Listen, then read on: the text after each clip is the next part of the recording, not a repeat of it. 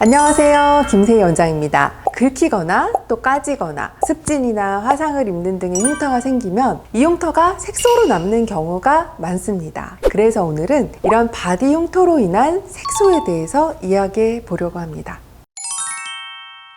피부가 손상을 입으면 일단 재생이 되죠. 피부색을 만드는 색소 세포는 피부 가장 바깥층인 표피층의 아래쪽에 분포를 하는데요. 피가 살짝 비칠 정도로 긁히기만 해도 표피층은 손상을 입습니다. 이때 표피가 저절로 재생이 되는 과정에서 영양분이 필요하니까 혈관이 증식해서 붉어지기도 하고 또 살이 차면서 표피 아래층의 색소 세포도 활성화가 되기 때문에 검어지게 됩니다.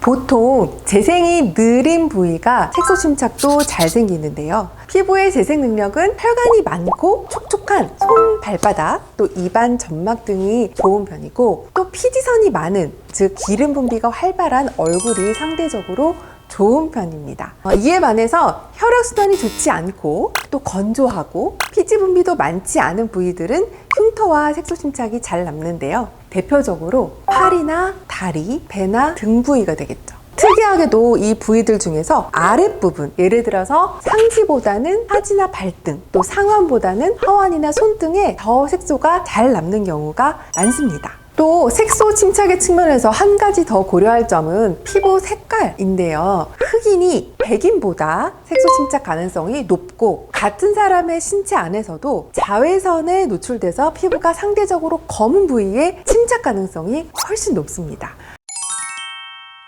흉터 후에 발생한 색소 침착도 물론 치료가 가능한데요. 색소 치료 후에도 흰색 흉터 라인은 남게 된다는 것은 알고 계시는 것이 좋습니다. 다만 흉터 주변부로 색소 침착이 있는 경우에 흉터가 상대적으로 더 눈에 띄지만 색소 침착을 없애면 흉터는 훨씬 덜 보입니다. 만약 흉터까지 없애고 싶다면 흉터에 대한 치료를 먼저 받은 후에 추후 색소 침착에 대한 치료를 받을 것을 권해드리는데요. 그 이유는 흉터 치료들은 대부분 주변부 색소 침착을 악화시킬 수 있기 때문입니다.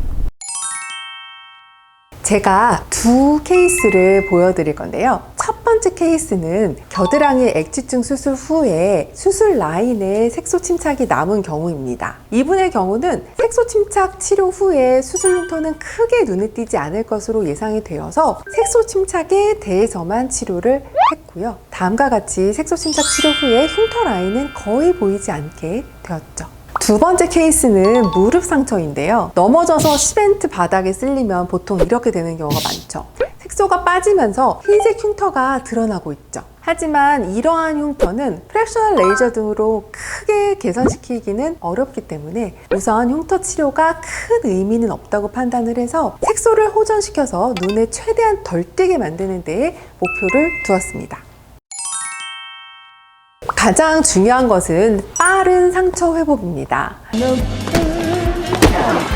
재생 기간이 길어질수록 흉터 가능성도 높아지고 또 그에 따라서 색소 침착 가능성도 비례해서 커지기 때문에 작은 상처라도 빠르게 처치해 주시면 좋은데요. 우선 상처 재생에는 원활한 혈액순환과 수분 공급이 필수이기 때문에 저자극 소독제 또는 식염수로 상처 부위를 소독하고 감염이 의심되는 부위는 항생제 연고, 또 감염이 없이 깨끗한 상처 부위는 재생 연고를 바른 후에 수분 밴드를 붙여주시면 됩니다. 밴드를 붙일 때 주의하실 점은요. 감염이 우려되거나 피나 고름 같은 삼출물이 있는 경우라면 초기에는 매일 교체가 필요합니다. 하지만 단순히 긁히거나 깨끗하게 벗겨진 경우에는 3일 이상의 간격으로 교체하시는 것이 재생에 더욱 도움이 됩니다. 네, 가벼운 바디 흉터를 크게 신경 쓰지 않는 분들이 의외로 많죠. 문제는 이런 흉터가 나중에 색소로 남아서 더 큰 고민이 되는 경우가 적지 않다는 건데요. 따라서 바디 흉터가 생기면 최대한 빠르게 치료해서 회복하는 것이 중요하다는 사실 기억하시고요. 지금까지 예쁜 피부 만드는 김세희 원장이었습니다. 감사합니다.